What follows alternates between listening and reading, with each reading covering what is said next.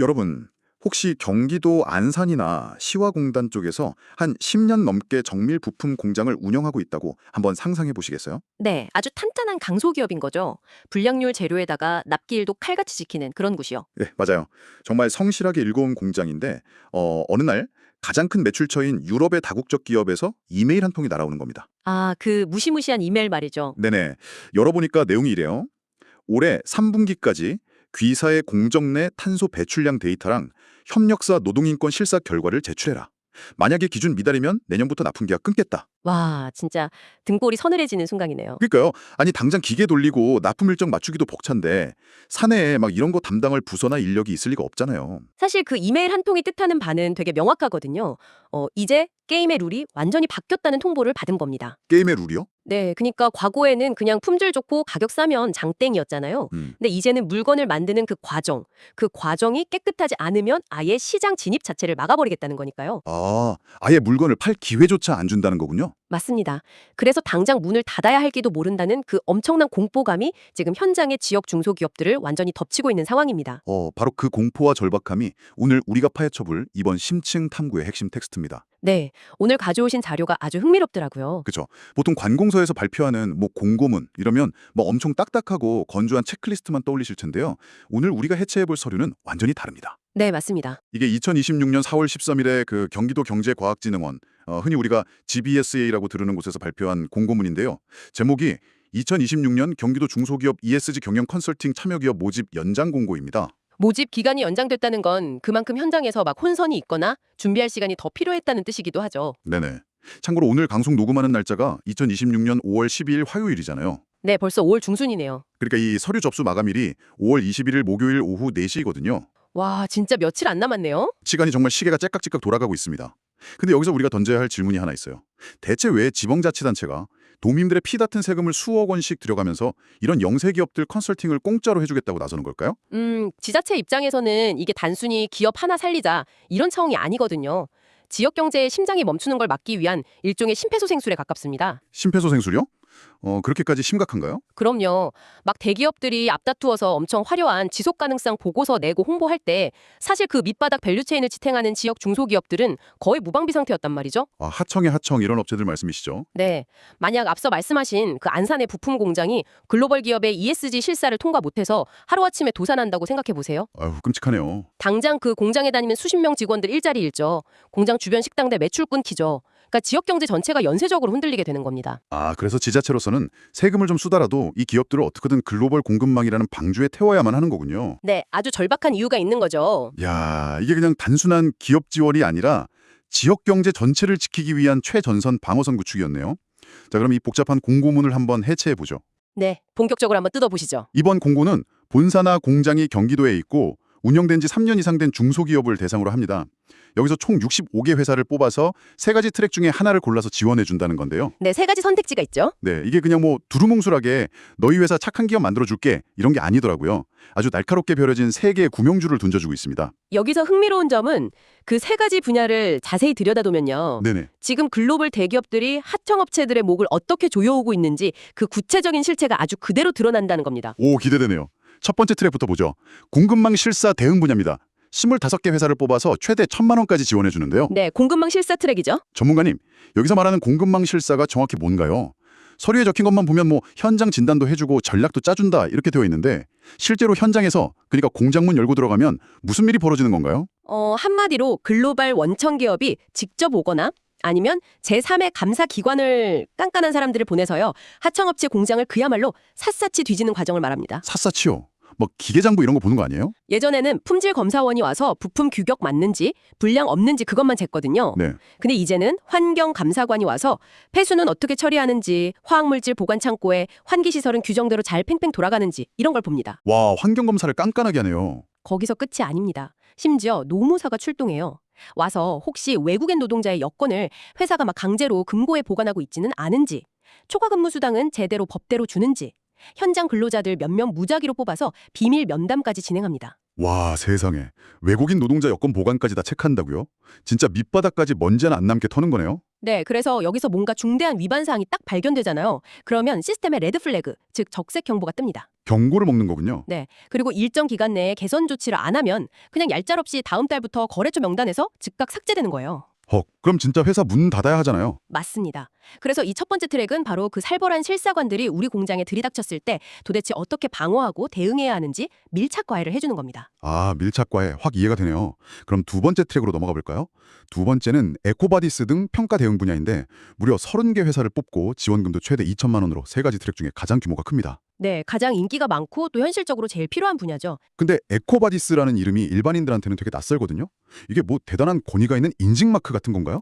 공고문 보니까 이 등급을 따기 위한 구독 비용까지 지원해준다고 되어 있던데요. 에코바디스는 쉽게 말해서 프랑스에 본사를 둔 글로벌 ESG 평가 기관인데요.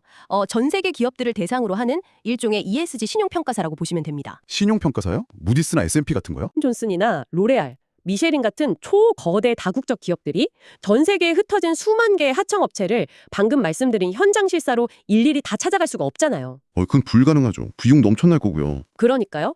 그래서 하청업체들한테 통보로 하는 겁니다. 야, 너희들 에코바디스 홈페이지 접속해서 너희 회사의 환경, 노동, 윤리, 그리고 지속 가능한 조달 관련 데이터 전부 다 입력하고 심사받아서 메달 받아와. 이렇게요. 메달이요? 금메달, 은메달 할 때 그 메달이요? 네, 플래티넘, 골드, 실버, 브론즈 이렇게 등급이 나뉘거든요. 최소한 실버 이상은 받아와야 내년에도 우리랑 벤더 계약 유지할 수 있다. 이런 식으로 기준을 거는 거죠. 아, 그러니까 아까 첫 번째 트랙 공급망 실사가 면접관이 직접 우리 공장에 찾아와서 압박 면접을 보는 거라면 이 두 번째 에코바디스 트랙은 일종의 표준화된 수능 시험이나 토익 시험 같은 거네요. 아주 정확한 비유입니다. 글로벌 대기업들이 야, 너 에코바디스 몇 등급이야? 하고 물어볼 때 당당하게 딱 내밀 수 있는 공인 성적표를 만드는 거군요. 맞아요. 근데 이게 최대 2천만 원이나 지원받을 정도로 그렇게 어려운 시험인가요? 그냥 홈페이지 들어가서 체크하면 되는 거 아니에요? 절대 아닙니다. 문항수 자체가 엄청나게 방대할 뿐만 아니라 그냥 체크리스트에 우리 회사 쓰레기 분리수거 잘해요. 이렇게 예스 누른다고 끝나는 게 아니거든요. 그럼 뭐 다른 증명서가 필요한가요? 네, 그 주장을 뒷받침할 수 있는 엄청나게 객관적이고 공신력 있는 증빙 서류를 그것도 전부 영문으로 국제 기준에 맞춰서 시스템에 업로드를 해야 합니다. 아, 영문으로요? 네, 중소기업 실무자가 그냥 혼자서 구글 번역기 돌려가면서 맨 땅에 헤딩으로 할 수 있는 수준을 이미 아득히 벗어났어요. 그래서 전문가들이 붙어서 전략적으로 컨설팅을 해주는 개입이 필수적인 거죠. 와, 듣기만 해도 막 머리가 아파오네요. 2천만 원을 지원해 줄만 합니다. 자, 그럼 마지막 세 번째 트랙입니다. 지속가능형은 보고서 작성 트랙인데 이건 10개 회사만 뽑지만 역시 2천만 원을 줍니다. 네, 이것도 지원금이 크죠. 글로벌 가이드라인을 준수해서 준대성 평가를 하고 제3자 검증까지 마친 국문 그리고 영문 보고서를 아예 만들어준다는데요. 네, 아주 고도화된 작업입니다. 이건 우리 회사를 전 세계 어디에 내놔도 부끄럽지 않은 일종의 최고급 글로벌 포트폴리오를 작성해 주는 거네요. 맞물려 있는 이야기인데요. 아까 말씀드린 에코바디스 같은 평가에서 고득점을 실버 이상 확 받으려면 그냥 서류 몇 장 쪼가리로 내는 것보다 우리 회사의 ESG 철학이랑 성과가 하나로 쫙 집대성된 지속가능형 보고서를 통째로 제출하는 게 훨씬 유리하거든요. 아, 그게 다 연결이 되는 거군요. 네, 그래서 결국 이 세 가지 트랙은 막 따로따로 노는 게 아니에요. 글로벌 공급망이라는 그 거대한 철옹성을 뚫기 위해서 각기 다른 형태의 무기를 재련할 수 있도록 도와주는 맞춤형 패키지인 셈입니다. 와, 그렇네요. 세 가지 모두 당장 발등에 불이 떨어진 기업들한테는 정말 생명줄 같은 맞춤형 무기 같습니다. 네, 진짜 구명조끼죠. 자, 그럼 여기서부터 진짜 제일 치열한 부분으로 한번 들어가 보죠. 서류 접수하면 심사를 할 텐데 도대체 누가 이 65개의 구명조끼를 차지하게 될 것인가? 네, 심사 기준이 또 예술입니다. 제가 그 서면평가 100점 만점 심사 기준표를 꼼꼼히 뜯어봤거든요. 근데 여기서부터 아주 기묘한 구조가 등장합니다. 보통 우리가 정부나 지자체 지원 사업이라고 하면 딱 떠오르는 게 있잖아요. 재무제표 튼튼하고 빚 없는 훌륭한 기업을 1순위로 뽑을 것 같죠? 맞아요. 망할 위험 없는 안전한 곳에 돈을 준다. 이게 보수적인 공공기관의 접근 방식이잖아요. 기존의 지원 사업들이 대부분 그래왔죠. 그런데 이 공고문은 완전히 다릅니다. 평가표 보니까 정량평가가 단 15점밖에 안 돼요. 네, 15점. 비중이 엄청 작죠. 매출액 증가율 5점, 부채 비율 5점, 고용 증가율 5점. 딱 이거 3개 봅니다. 최근 3년치 재무제표 떼오라고 해서 숫자 보는 건 이게 끝이에요. 그럼 나머지는요? 나머지 무려 85점이 전부 다 정성평가입니다. 와, 85점이 정성평가요? 네, 항목을 보면 경영진의 관심 및 의지가 15점, 기업의 관심 및 이해도가 5점, 추진 역량이 25점, 심지어 도입 노력 및 시급성에 20점, 그리고 추진 계획에 20점이에요. 배점이 아주 파격적이네요. 전문가님, 이쯤 되면 15점짜리 재무제표는 그냥 거들 뿐이고요. 85점이라는 어마어마한 비중을 심사위원들의 주관적인 판단에 맡기겠다는 거잖아요. 그렇죠. 서류에 적힌 텍스트를 보고 판단하니까요. 솔직히 말해서 당장 매출이 곤두박질 치고 부채 비율 높아서 정량평가 빵점 맞은 회사라도요. 기획서에다가 우리는 지금 당장 유럽에 무조건 수출해야 하는데 ESG 실사 때문에 너무 급하다. 우리 사장님의 혁신 의지가 지금 불타오르고 있다. 이렇게 막 감정적으로 글 잘 쓰면 85점 쓸어 담아서 합격하는 거 아닙니까? 이거 무슨 100일장도 아니고 말이죠. 이 지점이 바로 이 사업의 본질을 가장 날카롭게 보여주는 대목인데요. 아, 본질이요? 네, 표면적으로만 보면 방금 진행자님 말씀처럼 이거 글솜씨 좋은 외부 컨설팅 업체가 포장 그럴싸하게 해주면 붙는 거 아니야? 라고 오해하기 딱 좋습니다. 저도 딱 그렇게 오해했거든요. 하지만 왜 하필 지자체가 이런 파격적인 배점을 걸었는지 그 이면을 들여다봐야 합니다. 이면이요? 글솜씨 보는 게 아니란 말씀이시죠? 전혀 아닙니다. 그저 말뿐인 감정적인 호소는 심사 단계에서 제일 먼저 휴지통으로 직행합니다. 오, 단호하시네요. 이 사업의 목적을 다시 생각해보세요. 이미 지들 알아서 ESG 잘하고 있는 재무건전한 1등 우등생한테 장학금 주려는 게 아니에요. 아, 우등생 상장 주기가 아니다. 반대로 당장 내일 부도가 나도 이상하지 않을 경쟁력 없는 좀비 기업들 생명 연장해주려는 것도 아닙니다. 그럼 대체 누굴 찾는 건가요? 85점의 정성평가로? 가장 중요한 타겟은 바로 이거예요. 지금 당장 글로벌 고객사로부터 강력한 압박을 받아서 발등에 불이 떨어진 시급성을 가지고 있는데 회사 경영진이 이 위기를 그냥 회피하는 게 아니라 내부 혁신의 기회로 삼으려는 명확한 플랜, 즉 의지와 계획을 가진 기업, 그 전사를 찾는 겁니다. 아, 단순히 불쌍하고 가난한 기업을 돕는 게 아니라 싸울 의지는 충만한데 손에 준 무기가 없는 헝그리 전사를 찾는 거군요. 맞습니다. 무기만 쥐어주면 알아서 살아남을 놈들을 고르는 거죠. 아, 되게 멋있는 말이네요.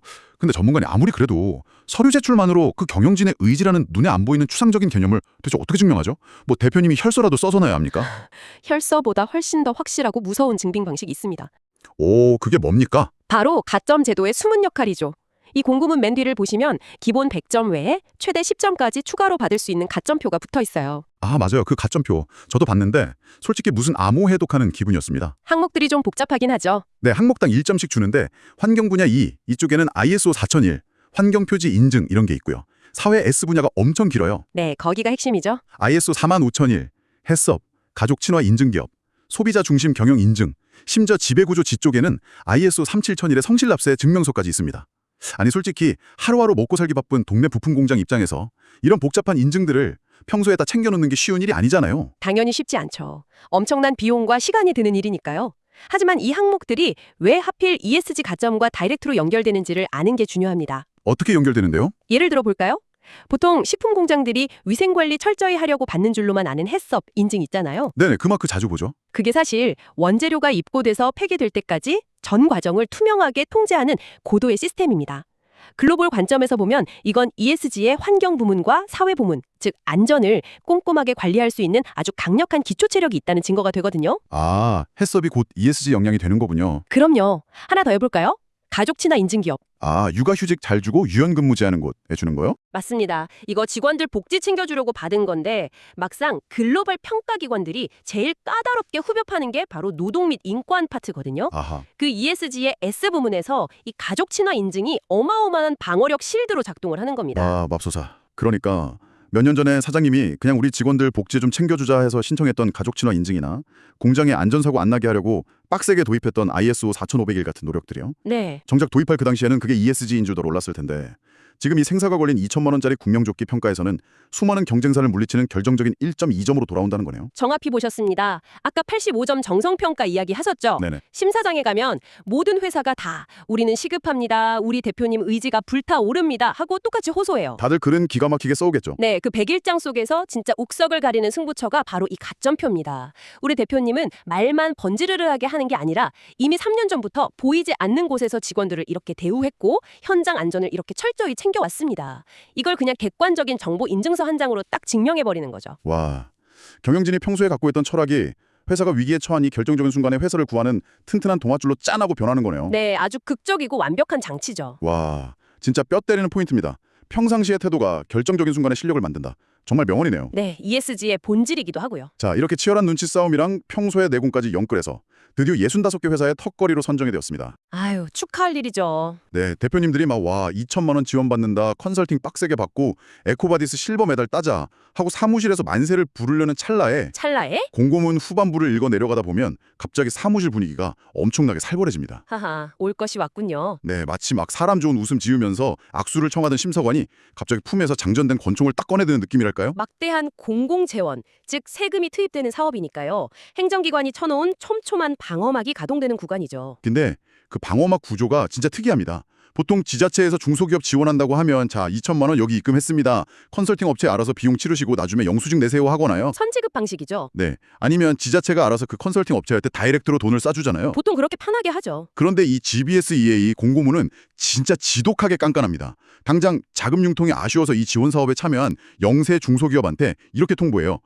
일단 네 회사 돈으로 컨설팅 업체에 선금을 100% 다 치러라. 내 회사 돈으로 먼저 태워라. 네. 그리고 컨설팅 넉 달 동안 다 끝나고 나면 그 결과물이랑 영수증을 우리 진흥원이 직접 눈으로 현미경처럼 깐깐하게 확인을 한 뒤에 아무 문제 없을 때만 너희가 쓴 돈을 사후에 정산해서 입금해주겠다. 이렇게 딱 명시를 해놨어요. 아주 차가운 조건이죠.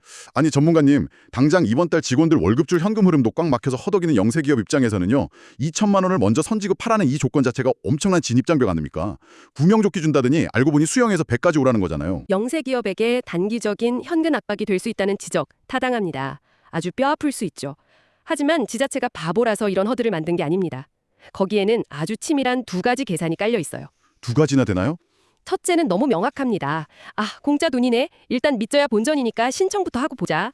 지원금을 꽁돈이나 눈먼 돈 취급하는 일명 먹튀 기업들을 애초에 입구 컷하겠다는 겁니다. 옥석 가리기 2탄이네요. 네, 최소한 자기 자본을 먼저 태울 수 있을 만큼의 절박함, 그리고 그 정도 현금은 융통할 수 있는 기본 체력이 있는 진짜 기업만 이 링 위에 올라오라는 아주 무서운 허들이죠.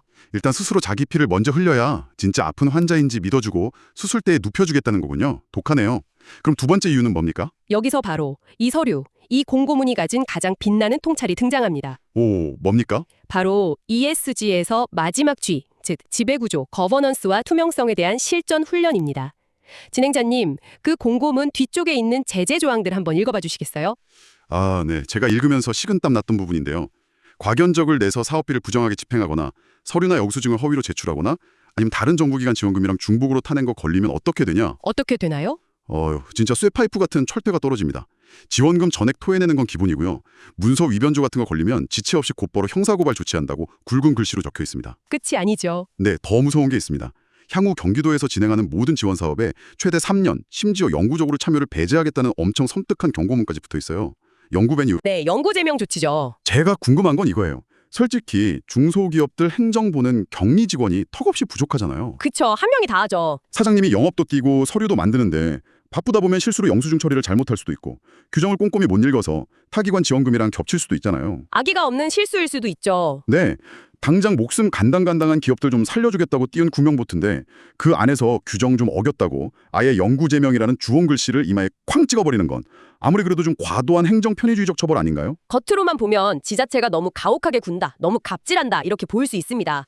하지만 시야를 GBS의 사무실이 아니라 글로벌 공급망이라는 진짜 피 튀기는 전쟁터로 확 넓혀서 한번 생각해보죠. 글로벌 무대요? 네, 지금 이 65개의 중소기업들이 넉 달 동안 컨설팅 받고 최종적으로 마주해서 통과해야 하는 관문은 경기도 공무원들의 서류 심사가 아닙니다. 그럼 누군가요? 이들을 지금 벼랑 끝으로 몰아세우고 있는 그 유럽의 초거대 다국적 기업들, 그들의 피도 눈물도 없는 살벌한 현장 실사단과 에코바디스 심사관들입니다. 진짜 타겟은 지자체가 아니라 저 바다 건너에 있는 글로벌 기업의 감사팀이군요. 네, 맞습니다. 한번 냉정하게 생각해 보시죠. 자국의 지자체가 자기들 살리라고 도와주는 세금 2천만 원, 이 작은 돈을 집행하는 과정조차 투명하게 관리하지 못해서 영수증을 부풀리거나 회계 구멍을 내는 기업이 있다고 칩시다. 네. 과연 그 엉성한 기업이 탄소 배출량 데이터 하나, 외국인 근로자 계약서 서명 하나까지 크로스 체크해가며 이잡듯이 뒤지는 글로벌 에코바디스 평가를 통과할 수 있을까요?